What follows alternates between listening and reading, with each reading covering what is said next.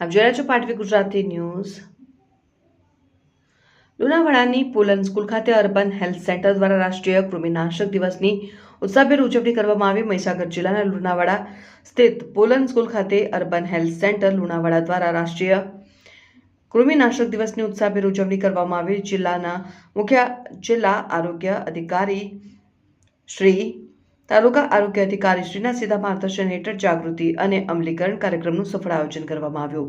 કાર્યક્રમ અંતર્ગત શાળાના તમામ વિદ્યાર્થીઓને આરોગ્ય વિભાગની ટીમની પ્રત્યક્ષ દેખરેખ હેઠળ કૃમિનાશક આલ્બેન્ડાઝોલની ગોળી ખવડાવવામાં આવી। આ દવાનો મુખ્ય ઉદ્દેશ્ય બાળકોના શારીરિક અને માનસિક વિકાસને અવરોધતા કૃમિના સંક્રમણથી તેઓને સંપૂર્ણ રીતે રક્ષણ આપવામાં આવે। ગોળી આપવાની કામગીરી સાથે સાથે અર્બન હેલ્થ સેન્ટરની આરોગ્ય ટીમ દ્વારા ઉપસ્થિત બાળકો અને શિક્ષકગણને રાષ્ટ્રીય કૃમિનાશક